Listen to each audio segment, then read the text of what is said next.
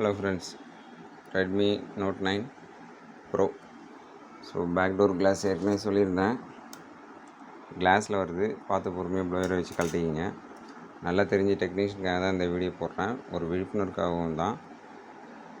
BN54ன்றது battery model. So பழைய battery ஒரு பிரச்சனை இருந்ததுன்னு சொன்னேன். சார்ஜ் இருக்கும், ஆனால் ஆன் ஆகாது, லோகோ ஆஃப் ஆகிடும்.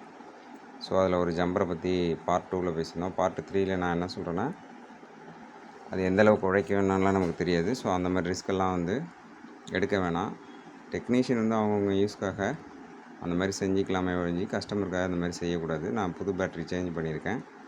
ஸோ இப்போ இது கரெக்டாக இருக்குது. ஸோ சார்ஜ் போட்டோம்னா சார்ஜிங் எரர் வருதான்னு மட்டும் பார்த்துக்கணும். ஸோ அதுவும் வரல. So BN54. ஸோ ஜம்பர்லாம் அடிக்கக்கூடாது. தேங்க்யூ.